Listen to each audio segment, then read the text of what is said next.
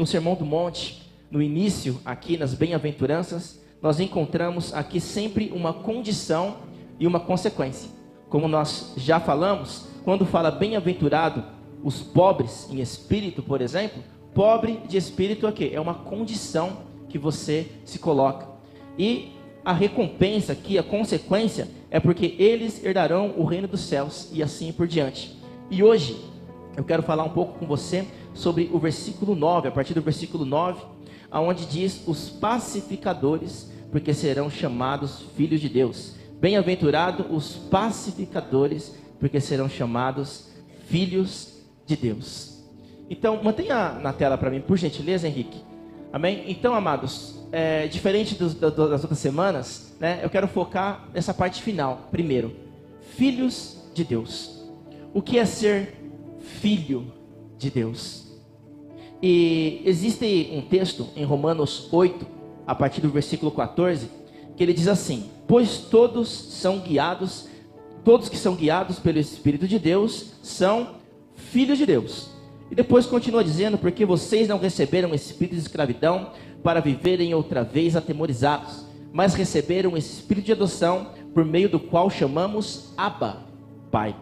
E depois continua dizendo: o próprio Espírito confirma que o Espírito que somos filhos de Deus. E se somos filhos de Deus, somos também herdeiros de Deus e co-herdeiros com Cristo. E no versículo 19, no final diz: a ardente expectativa da criação aguarda a revelação dos filhos de Deus. E o engraçado é que, eu não ia comentar isso, mas na terça-feira, eu estava aqui de manhã chegando na igreja, era aproximadamente, se não me engano, entre 8h30 e 9 horas mais ou menos. E gente, estava um sol de rachar, mas um sol, né? E eu vim de bermuda, chinelo, né? E uma camiseta. Aí eu estacionei aqui na frente, na hora que eu cheguei, né, veio 2 testemunhas de Jeová conversar comigo, né? Aí perguntaram para mim: você mora aí nos fundos da igreja? Eu falei: não moro nos fundos da igreja não. Mas você é daí? Não, eu sou daqui. Ah, então você veio limpar a igreja? Eu falei: não, eu sou o pastor da igreja. Aí ela fala assim: ah, já ouvi falar de você, já ouvi falar da igreja aqui. Olha que bênção, né? Ela falou que ela fica no ponto e sempre comentam da nossa igreja, amém? Então glória a Deus, e foi coisas boas, graças a Deus, né? E o interessante é que, conversando com ela, uma das perguntas que ela fez foi assim: você como pastor, o que você tem para nos dizer?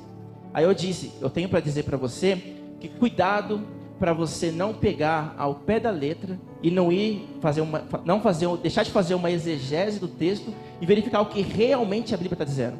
Senão você pode falar alguma coisa que, mesmo que seja bonita, não é o que a Bíblia está dizendo, né? E eu confio no que a Bíblia diz. Ela: como assim?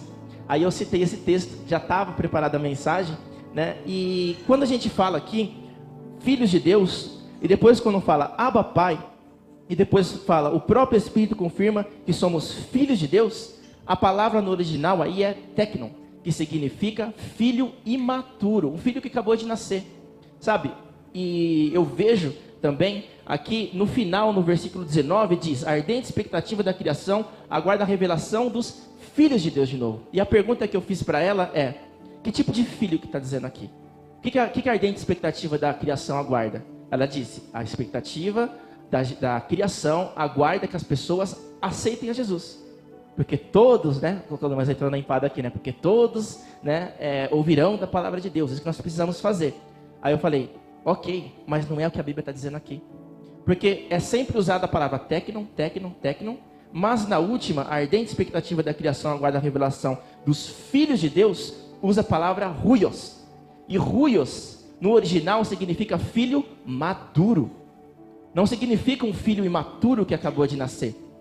Mas quando eu olho para a palavra de Deus em João 3,3, Nicodemos diz, Jesus diz, né? Em verdade, te digo, se alguém não nascer de novo, não pode ver o reino de Deus. Jesus falando para Nicodemos. Então, é necessário nascer de novo. E Nicodemos disse: como eu posso? Eu sou um homem velho, eu voltar para o ventre da minha mãe? Não. Jesus estava falando de coisas espirituais. Ele estava entendendo como se fosse de uma maneira carnal. Mas é fato que quando você aceita Jesus, você tem um novo nascimento. Você nasce de novo. Só que, amados, a ardente expectativa da criação é que se você não se mantenha como um filho que acabou de nascer, mas que você amadureça, que você seja um filho maduro. É isso que Deus espera de mim e de você. E para você nascer, você não paga nada para você nascer. Você simplesmente nasce. Não tem muito esforço para você nascer. É praticamente a lei da gravidade ali que acontece com a mulher e a criança nasce. Mas para você se tornar um filho maduro, para se tornar um filho maduro, você precisa fazer algumas coisas, você precisa amadurecer. No começo você come ali, você nem precisa se alimentar, porque a mãe ela coloca o leite na boca. Mas com o passar do tempo, só o leite materno, embora seja um dos melhores alimentos do mundo, é o suficiente? Não, você vai precisar de uma comida sólida. Vai chegar um tempo que você vai precisar buscar a sua própria comida, pagar a sua comida, porque você está amadurecendo. E amadurecer na fé é a mesma coisa. Mas amados, quando eu olho para a palavra de Deus em Efésios 2:8, Paulo diz que nós somos salvos pela graça mediante a fé. E isso não vem de nós, é dom de Deus. E glória a Deus por isso, é de graça. Você não paga nada, simplesmente assim. Mas, amados, para você nascer de novo, você realmente não paga nada. Mas para você se tornar um filho maduro, custa. Eu vou provar isso porque a palavra de Deus em Mateus 5:43, mais à frente aqui do Sermão do Monte, Jesus diz assim, ó: vocês ouviram o que eu tenho dito, o que tem dito por aí. Ame o seu próximo e odeie o seu inimigo. Eu, porém, lhes digo: amem os seus inimigos, olha só, e orem pelos que perseguem vocês, para demonstrarem que são filhos de Deus. Qual que é a palavra usada aqui para filhos de Deus? Ruios. Então, para você nascer de novo, custa alguma coisa? Não. Agora, para você se tornar filho maduro, custa. E olha, custa aqui. Está dizendo que naquele contexto, onde os romanos perseguiam eles, matavam eles, Jesus está dizendo: ame eles, orem por eles. Então, amados, precisamos amadurecer. Então, quando nós lemos aqui, bem-aventurado os pacificadores, porque eles serão chamados filhos de Deus, no original, aqui, filhos de Deus, no versículo, amém? No versículo 9, põe no versículo 9, por gentileza. Filhos de Deus, está dizendo, ruios. Então, bem-aventurados pacificadores, porque serão chamados ruios de Deus, amém? Quantos estão entendendo até aqui? Amém? Quantos são ruios de Deus? Glória a Deus.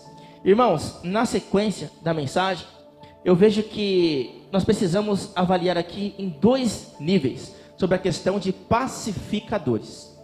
Primeiro nível é o que a palavra de Deus chama de paz com Deus. Então, amados, nós não conseguimos ter paz, promover paz com outras pessoas se primeiro a gente não tiver essa paz. Mas que paz você está dizendo, pastor? Que paz que é essa? Você acha que é uma pessoa que anda em paz, tranquilo? Amém? Cadê os baianos aqui? Os mineiros, amém? Não é necessariamente você ir devagarzinho, falar, nossa, mas que paz. Gente, não é esse tipo de paz que está falando. E a gente vai se aprofundar mais sobre isso. A palavra de Deus em Romanos 5:1, na parte A, diz: justificados, pois, mediante a fé, temos paz com Deus, por meio do nosso Senhor Jesus Cristo. Então eu posso afirmar que essa expressão, paz com Deus, ele está falando da nossa relação com Deus. Como assim a nossa relação com Deus? Qual era a condição do homem antes de conhecer a Deus? Qual que era a nossa condição antes de aceitar Jesus? E a palavra de Deus vai nos dizer aqui em Romanos 5:10. Paulo usa um tema muito interessante aqui. Ele diz: porque se nós, quando inimigos de Deus, fomos reconciliados com Deus mediante a morte do seu Filho, muito mais, estando já reconciliados, seremos salvos pela sua vida. Então, qual que é a condição, meus irmãos? Inimigos de Deus. Então, a palavra de Deus está dizendo que nós somos inimigos de Deus. Através de Jesus, nós nos reconciliamos com Deus. Então, qual que é a nossa relação para com Deus quando a gente não aceita Jesus? Nós somos inimigos de Deus. e através de Jesus nós podemos nos tornar amigos de Deus. E quando nos tornamos amigos de Deus, nós temos paz com Deus. Então é esse tipo de paz que eu e você, nós precisamos desfrutar primeiro. E de novo, não tem como a gente promover essa paz com outras pessoas se primeiro não experimentarmos essa paz. Amém? E essa paz que só Deus pode nos dar. A Bíblia também diz que em Filipenses 4:7, e a paz de Deus que excede todo entendimento, guardará o coração e a mente de vocês em Cristo Jesus. Então essa paz que nós recebemos quando nós aceitamos a Jesus, ela é acima de todo entendimento, ela excede todo o entendimento. Tanto que dentro do Sermão do Monte, a gente vê que existe um contrassenso aí muito grande. Da mesma forma, quando eu falei sobre bem-aventurados que choram, é fato que, da mesma forma, aqui nós precisamos entender que bem-aventurado, os pacificadores, depois nós vamos falar sobre os perseguidos. Como assim os perseguidos? Como assim os que choram serão felizes? E amados, a Bíblia sim, ela é um contrassenso. E interessante é que nós sempre temos a tendência a ir contra o que a Bíblia nos ensina, o que ela diz. Então, amados, ele fala aqui que nós temos um relacionamento quebrado, e por meio de reconhecer a obra do perdão, a reconciliação e a justificação que Jesus nos proporcionou por meio da cruz, nós podemos ter paz com Deus. Então, em primeiro lugar, no primeiro nível, precisamos experimentar essa paz. E o segundo nível é a paz com os outros. Deus nos chamou para que nós possamos, em nome de Jesus, promover essa paz que nós experimentamos para com as outras pessoas. E eu posso provar isso em 2 Coríntios 5,18, que diz: ora, tudo isso provém de Deus, que nos reconciliou consigo mesmo por meio de Cristo, e nos deu o ministério da reconciliação, a saber, que Deus estava em Cristo, reconciliando consigo o mundo, não levando em conta os pecados dos seres humanos, e nos confiando a palavra da reconciliação, que é essa paz, a reconciliação com Deus. E depois ele diz: portanto, grave bem, somos embaixadores em nome de Cristo. Nós somos representantes em nome de Cristo. Aí continua dizendo: como se Deus exortasse por meio de nós. Em nome de Cristo, pois, pedimos que vocês se reconciliem com Deus. Aquele que não conheceu o pecado, Deus fez o pecado por nós, para que nele fôssemos feito justiça de Deus. Em outras palavras, eu e você, nós temos a incumbência, a responsabilidade, como representantes de Deus, de promover essa paz que nós recebemos com outras pessoas. Na semana passada aqui eu usei uma ilustração que a Bíblia fala em alguns textos e salmos sobre o cálice que se transborda. Então, amados, a palavra de Deus vai mostrar que Jesus, ele não gostava de desperdiçar, ele não desperdiçava. Tanto que ali na multiplicação dos peixes, na multiplicação ali dos pães, o que ele fez? Ele simplesmente disse para os discípulos: juntem tudo, para quê? Para que não falte nada, para que não sobre nada, para que não desperdice nada. Então Jesus, ele não é de desperdício. Mas espera aí, o cálice se transborda? Está desperdiçando ali unção? Está desperdiçando porque está transbordando? Não, amados, o cálice, ele se transborda na minha e na sua vida. A unção de Deus, o perdão de Deus, a justificação de Deus, ela transborda em mim e transborda em você, para que atinja outras pessoas, para que outras pessoas experimentem da graça que você recebeu, do perdão que você recebeu, da justificação que você recebeu. E como embaixador de Cristo, nós temos a incumbência de trazer isso para outras pessoas, de mostrar isso, de transbordar essa paz que você recebeu para com outras pessoas. E amados, para concluir essa parte, eu quero dizer que se você já experimentou o processo por meio de Cristo de ser reconciliado com Deus, se você já aceitou a Jesus como seu único e Salvador, você que já deixou a condenação eterna, e você que já aceitou a Jesus, amém? Glória a Deus. Agora compartilhe isso com outras pessoas, transborde. E se você não aceitou a Jesus ainda, no final nós vamos ter um momento aqui. Eu quero dizer para você, se você quer experimentar essa paz que excede todo o entendimento, eu vou querer simplesmente orar por você, para que você receba essa paz e para que depois você possa multiplicar ela com outras pessoas. Basta que você se arrependa, basta que você creia em Jesus, que você pode receber isso de graça. É gratuito o que Deus nos oferece através de Jesus. E se você já recebeu Jesus como seu único e suficiente Salvador, você tem a responsabilidade de promover essa paz. Amém? Você tem promovido paz? Você tem transbordado paz, a paz que excede todo entendimento a outras pessoas? É para isso que eu e você, que nós fomos chamados. A palavra de Deus em Filipenses 12, no versículo 14 diz: procuram viver em paz com todos e busque a santificação, sem a qual ninguém verá o Senhor. Cuidem para que ninguém fique afastado da graça de Deus e não haja nenhuma raiz de amargura brotando e que cause perturbação, e por meio dela muitos sejam contaminados.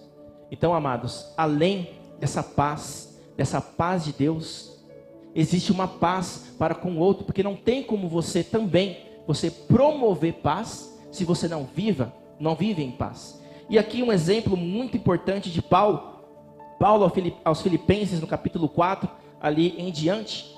Antes de falar algumas coisas sobre o pensamento, antes de falar algumas coisas sobre o cuidado que a gente tem que ter com o nosso coração, nós devemos orar, suplicar, com ações de graça, colocar nossas frustrações diante de Deus, ele exorta duas mulheres, Evódia e Síntique. Então o que ele diz para elas? Tenham o mesmo modo de pensar. Então qual foi a postura ali que Paulo teve? Ele sabia, é claro que foi Epafrodito que trouxe a informação de que elas estavam ali divididas. E o que ele fez? Ele promoveu a paz entre elas. Então o que nós precisamos buscar, meus irmãos? Sempre o caminho da paz. Isso não significa que você tem que concordar com tudo, não.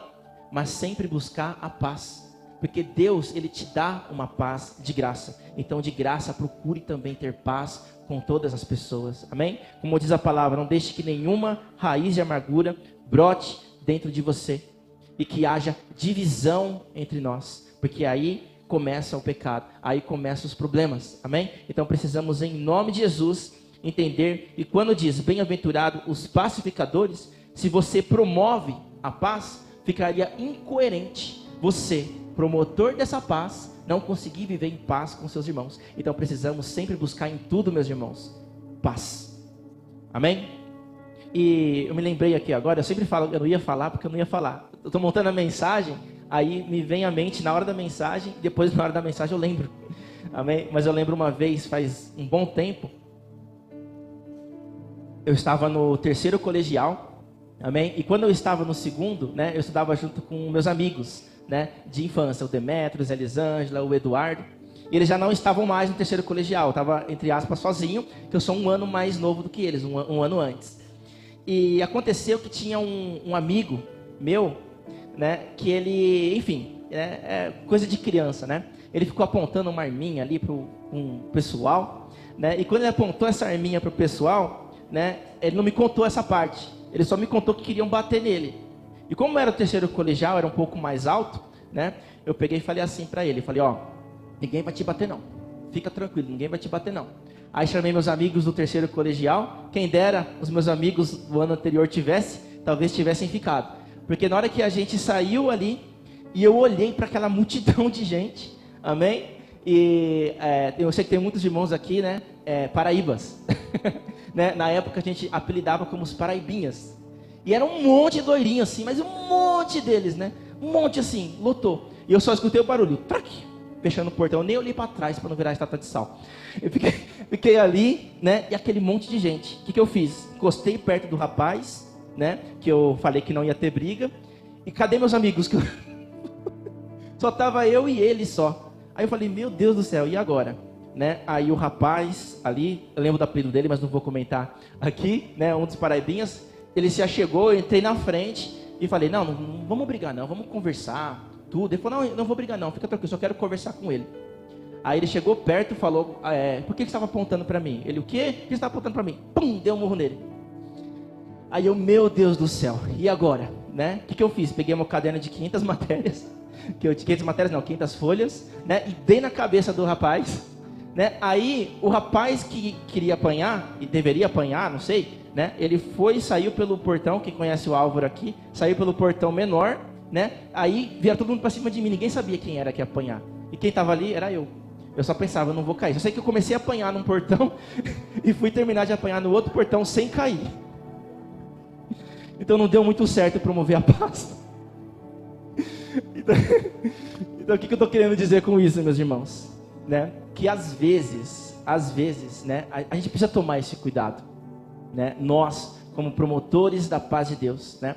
Eu me lembro de um outro caso, para vocês entenderem o que eu quis dizer. Né? Gente, eu estava no trem e eu tinha perdido o fretado. Eu estava estressado já, porque eu tinha perdido o fretado. Pegava o fretado 5 para 5 da manhã.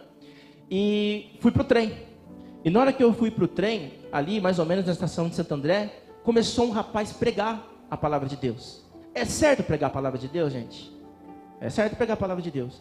Mas olha só, próximo das 5h30, 6 da manhã, falando alto num trem, o que vocês acham que aconteceu? Então, nós como promotores dessa paz, nós precisamos agir com inteligência. Precisamos agir da maneira certa, porque eu costumo dizer aqui, eu quero repetir, não adianta você fazer a coisa certa da maneira errada. Se você fizer a coisa certa da maneira errada, você está errando. Amém? Precisamos fazer a coisa certa da maneira certa. Então, promover a paz é fazer a coisa certa da maneira certa. E a maneira certa, às vezes, exige de nós entender que existe o momento certo, o lugar certo, a forma certa de fazer. Amém? Depois eu conto o restante da história, que depois de uma semana eu desinchei e voltei para a escola. Amém? Foi a única vez que eu briguei. Aliás, eu não briguei, né? Eu apanhei. Glória a Deus. Amém? Então, amados, como diz aqui, né, primeiro, bem-aventurados, como nós dissemos aqui no versículo 9, são os pacificadores, porque serão chamados filhos de Deus. Amém? E pacificadores, primeiro, você tem que ter a paz, é o primeiro nível. Em segundo, você precisa promover a paz com outras pessoas. Amém? Nós somos embaixadores de Deus aqui na terra. Amém? Até aqui está claro, irmãos? Glória a Deus. Agora nós vamos para o próximo versículo, versículo 10, que diz: bem-aventurado os perseguidos por causa da justiça, porque deles é o reino dos céus. Amém? Talvez essa pessoa que tentou pregar no trem, quando começaram a fazer um motim contra ele ou xingar ele, talvez ele tenha pensado assim: estou sendo perseguido. Só que, gente, não, é diferente. Precisamos tomar cuidado. Nós temos a mania de nós, né, como religiosos, né, com a religiosidade aguçada, e de novo, a religião é muito importante, amém? Mas precisamos tomar cuidado com a religiosidade, né, e saber a maneira certa de fazermos as coisas. Mas, amados, nem tudo o que acontece na nossa vida é perseguição em relação ao reino de Deus. Às vezes é coisas que a gente faz, e a gente é perseguido porque a gente fez algo que não deveria ter feito. Aí sim você vai ter uma perseguição. Então não transfira uma perseguição tua que você buscou com Deus, mas ainda assim Ele pode Ele pode te trazer um benefício, um exemplo. Bem-aventurados que choram. Amém? Deus, Ele não promove o choro, como eu disse. Ele não quer que você viva chorando. E nós já falamos sobre isso. Eu provei que o que Deus quer para nós é bom, perfeito e agradável. Amém? E bom, perfeito e agradável não é você viver chorando. Só que ainda assim, Ele consola o teu choro. Então aqui é da mesma forma. Amém? Então, amados, nós precisamos entender em primeiro lugar que o plano e o projeto de Deus para nós não é que a gente viva debaixo da perseguição. Não é que a gente viva com aquele sentimento de perseguição. A palavra de Deus em Jeremias 29:11 diz assim: e é eu que sei dos pensamentos que tenho a respeito de vocês, diz o Senhor, pensamentos de paz e não de mal, para lhe dar um futuro e uma esperança. Então, amados, Deus, Ele quer o melhor para nós. Mas, ao mesmo tempo, né, não é a perseguição que nos faz necessariamente herdar o reino de Deus. Porque se a perseguição fosse realmente, gerasse isso em nós, né, haveria algumas incoerências. Por quê? A palavra de Deus em Mateus 10, no versículo 16, também diz assim, Jesus dizendo: eis que os envio como ovelhas para o meio de lobos. Portanto, sejam prudentes como as serpentes e simples como a pomba. Tenham cuidado com os homens, porque eles os entregarão aos tribunais e serão açoitados na sinagoga. Por minha causa vocês serão levados à presença de governantes e reis para servir de testemunha a eles e aos gentios. E quando entregarem vocês, olha só, não se preocupem com o que falar, porque naquela hora lhes será concedido o que vocês dirão.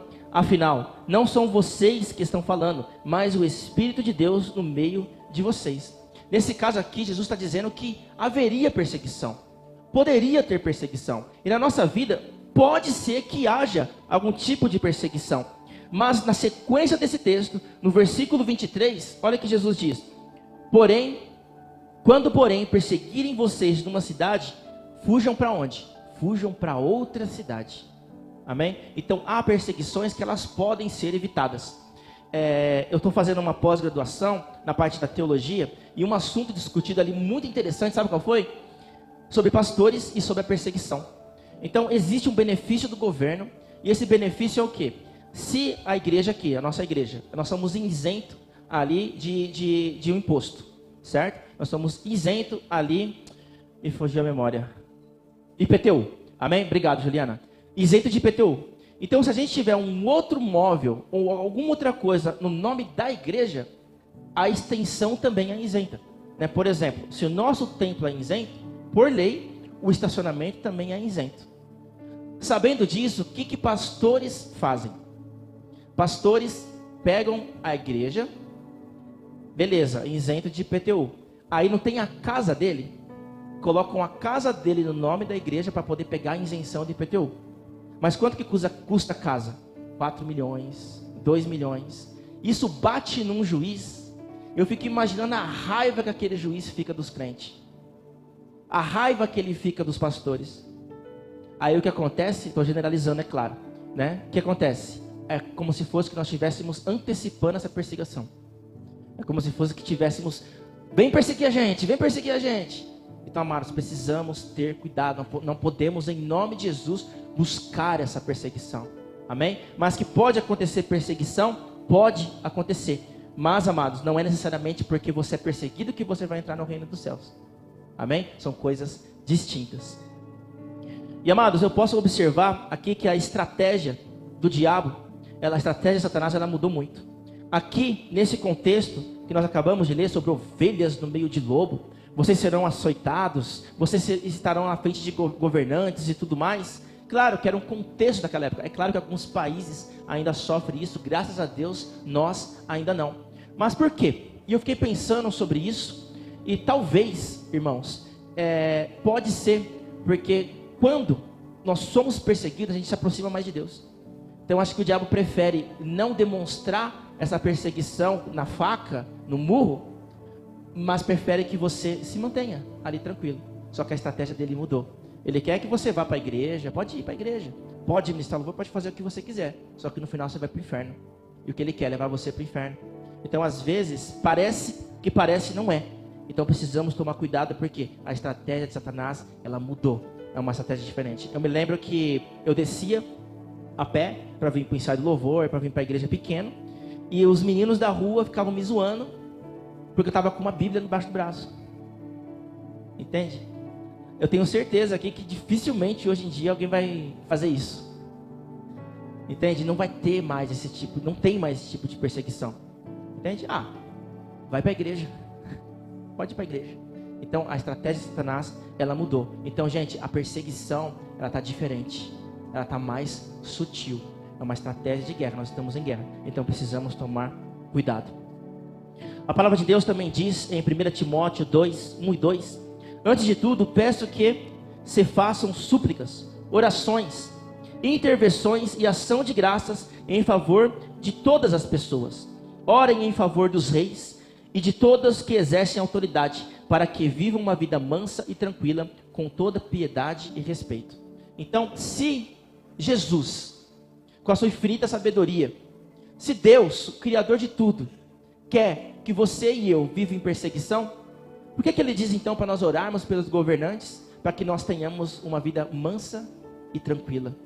Então, amados, Deus não quer que você seja perseguido, não quer, mas se perseguido por causa do reino de Deus, existe também uma condição e uma consequência, desde que seja em relação, é claro, ao reino de Deus. Então não faz sentido eu orar por uma vida mansa, se o projeto de Deus fosse simplesmente que eu vivesse em perseguição. Então o plano, o projeto de Deus não é que nós tenhamos perseguição. Ele pode envolver uma perseguição na tua vida, mas o plano de Deus não é esse. Amém? E na parte B dessa mensagem, em primeiro lugar, o plano e o projeto de Deus para nós não é que a gente viva abaixo da perseguição. Amém? Pode acontecer perseguição, mas Ele não quer que nós vivamos assim. Tanto que Ele diz: bem-aventurado os perseguidos. Bem-aventurados, irmãos, sabem o que significa felizes. Então, felizes os perseguidos. Olha que contrassenso. Olha que contrassenso. Então, é obviamente que não é a perseguição em si mesma, porque vai te dar uma herança, do qual você vai acessar o céu, porque você foi perseguido, como eu já disse. Mas sim o que há por trás dessa perseguição. Eu quero provar isso em Romanos 8, diz: porque para mim tenho por certo que o sofrimento do tempo presente não pode ser comparado com a glória a ser revelada em nós. Amém? E no final, no texto que nós lemos, a ardente expectativa da criação aguarda a revelação dos filhos de Deus, dos filhos maduros de Deus. Amém? Só que olha o que ele fala antes: porque por mim tenho por certo que o sofrimento do tempo presente não pode ser comparado com a glória de Deus em nós.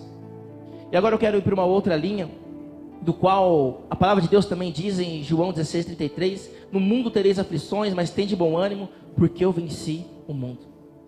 Nós podemos ter que lidar com a perseguição ou aflições, sim ou não? Esse texto aqui está dizendo que vai ter aflições.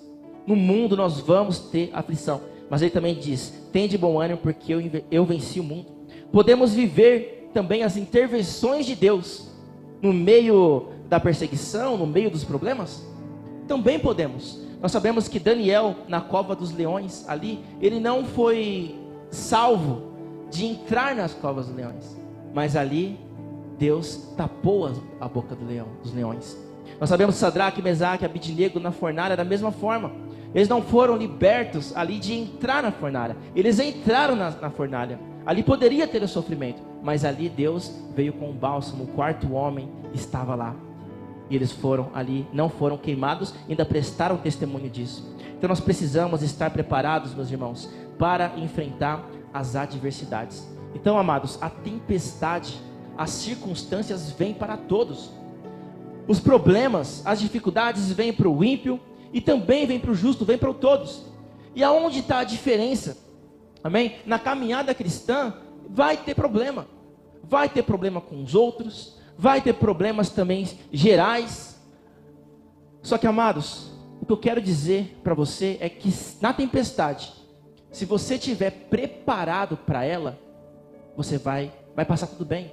Vai ter a tempestade, só que os seus alicerces estarão bem estruturados. E coloque os seus alicerces aonde? Na palavra de Deus. Obedece a palavra de Deus, que no momento de tempestade, Deus vai agir. Você vai saber também como agir. Ele vai te sustentar porque você está enraizado. Enraizado com força. Está enraizado na rocha de Deus. É isso que nós precisamos buscar. Porque quem pratica a palavra de Deus tem os seus alicerces fundados. Tem uma estrutura para suportar qualquer adversidade. Então, em nome de Jesus, que não haja adversidade em 2025.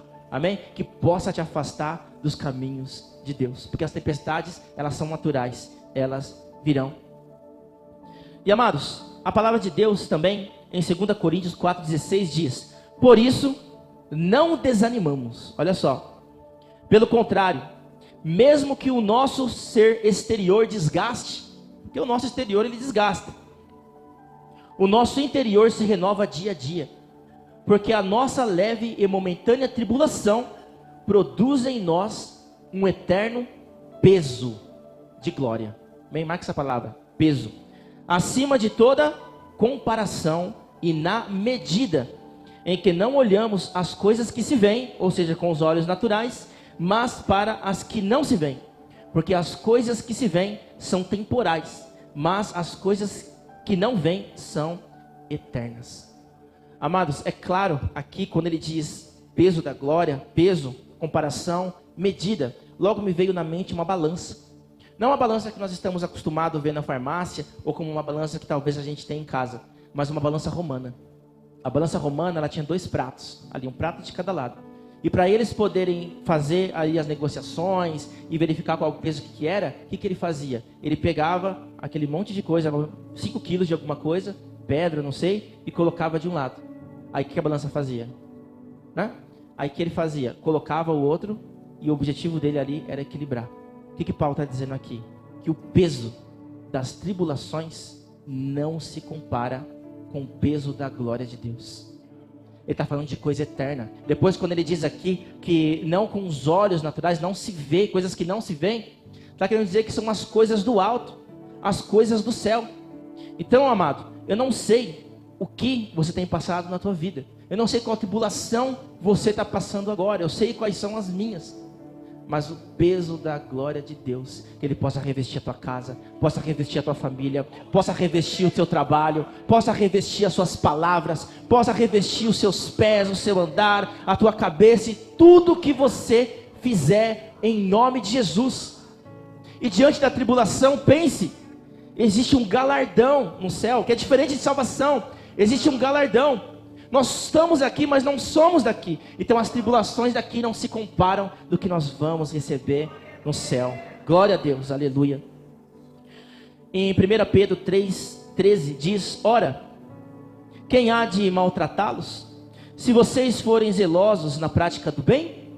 Mas, mesmo que venham a sofrer por causa da justiça, vocês são bem-aventurados. Não tenham medo de ameaças, nem fiquem angustiados, pelo contrário, santifiquem-se a Cristo como Senhor no seu coração, estando sempre preparados para responder a todo aquele que pedir razão de esperança a vocês. Mas façam isso com mansidão e temor, com boa consciência, de modo que, naquilo que falam mal de vocês, fiquem envergonhados, esses que difamam a boa conduta que vocês têm. Amém? Totalmente autoexplicativo. Amém? Então nós precisamos seguir. Amém? Praticar desta forma.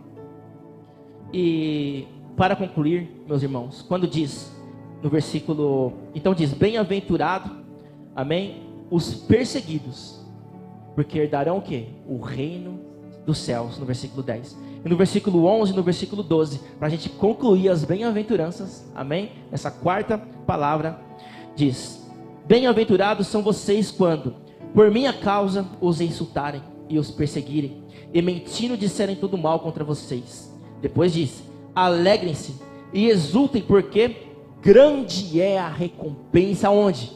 No céu. Pois assim perseguiram os profetas que viveram antes de vocês. Amados, que possamos prosseguir desta forma, olhando para o alto, olhando para o céu, amém? E que nada desse mundo possa me afastar e possa te afastar de ter esse entendimento além, desse entendimento a mais, que é o reino de Deus, e é isso que nós estamos fazendo aqui. Para concluir também, eu quero fazer um paralelo com você entre 2 textos aqui. Nós falamos sobre os pacificadores, sobre os perseguidos, amém? E aqui em João 20, 19. Olha o contexto aqui. Ao cair da tarde daquele dia, o primeiro dia da semana, o que tinha acontecido? Jesus tinha sido morto na cruz. E aqui é os discípulos, né? Estando trancadas as portas onde estavam os discípulos, com medo dos judeus, Jesus veio, pôs no meio deles, dizendo: que a paz esteja com vocês. Como que os discípulos estavam? trancados e com medo. Talvez isso represente algum momento da tua vida. Sabe aquele momento que o pior momento da sua vida, que você estava sem chão, sem teto, sem nada, assim, no sentido figurado, é claro. Sabe aquele momento que você olha e fala, como que eu parei nessa situação? Sabe aquele momento que você prefere se trancar, ou tem vontade de se trancar? Ou sabe aquele momento que você está com medo? Com medo. Era isso que aconteceu com os discípulos. Olha só, né? Para dar uma sardinha aí pra gente, né? Uma estrelinha menos mal pra gente, né? Eles passaram 3 anos, mais ou menos, 3 anos e meio, do lado de Jesus. Jesus várias vezes avisou que ele ia morrer e ressuscitar. E quando ele morreu, o que eles estavam? Trancados e com medo. Então, eu creio que isso talvez descreve você também, em algum momento da sua vida. Mas observe agora o contrassenso, a diferença em Atos 2:14. Jesus apareceu no meio deles, conversou com eles, os empoderou ali com o poder do Espírito Santo, deu algumas instruções, amém? Mas em Atos 2:14, então Pedro se levantou junto aos 11, os 11 que estavam trancados e com medo, e erguendo a voz, dirigiu-se à multidão nesses termos: homens da Judeia, e todos vocês que moram em Jerusalém, tomem conhecimento disto, e preste atenção no que eu vou dizer. Ué, cadê aquele Pedro que estava morrendo de medo e trancado? O que aconteceu? Mudou alguma coisa em Jerusalém? Depois que matou Jesus, você acha que os romanos falaram, então não precisa matar mais nenhum crente não? Não precisa perseguir mais ninguém? Não. O que mudou aqui, gente? Qual foi a mudança que teve? O que aconteceu estava igual, estava tudo igual, mas o que mudou? Por que eu vejo aqui em João 20:19, trancado e com medo, e aqui eu vejo Pedro dizendo, preste atenção no que eu vou dizer, homens da Judeia. E na sequência desse sermão, os irmãos sabem que 3.000 homens ali aceitaram a Jesus. Cadê o Pedro trancado e com medo? O que aconteceu com ele? Agora com o intérprete, ele experimentou o poder de Deus, o poder transformador de Deus. Ele experimentou ali o poder da ressurreição de Cristo Jesus. E é o mesmo poder que eu e você, que nós podemos experimentar, independente de qual for a adversidade da nossa vida. Amém? Convido o Ministério do Louvor para vir à frente. Glória a Deus. E amados, o poder da ressurreição nos traz um novo significado para o sofrimento. Eles estavam sofrendo ali, trancados e com medo. 2 deles até saíram de lá e foram a caminho de Emaús e depois voltaram. Eles estavam morrendo de medo. Aí eu te pergunto, né? Por que você tem medo? Quais são as suas tribulações? Quais são as suas frustrações? Eu quero dizer aqui na conclusão, na finalização aqui das bem-aventuranças. Nesta noite, não é que tudo ao seu redor vai mudar. Não é que alguém que talvez esteja perseguindo você, talvez em outro sentido, ou algum problema que você esteja passando, que vai mudar. Talvez não mude mesmo. Talvez não mude nada. Para os discípulos não mudou nada. Mas Deus quer te dar novas lentes espirituais, para que você e eu, no momento das adversidades que virão, as tempestades virão, mas que nós possamos olhar a situação com uma outra ótica, possamos olhar de uma forma diferente. Amém? Então, amados, nós precisamos olhar ao nosso redor e precisamos enxergar com os olhos de Cristo Jesus. Amém? Vou fazer uma oração agora. Se você quiser abaixar sua cabeça ou ficar mais à vontade de alguma forma. E eu não sei o que você tem vivido na sua vida, mas eu sei que o poder da ressurreição, ele é mais forte, ele é mais poderoso. Eu não sei o que você está passando na sua vida, na sua casa, na sua família, no seu trabalho, mas eu sei que o poder dessa ressurreição pode fazer você olhar todas as situações de uma forma diferente, com os olhos de Cristo Jesus. Eu quero orar por você, amém?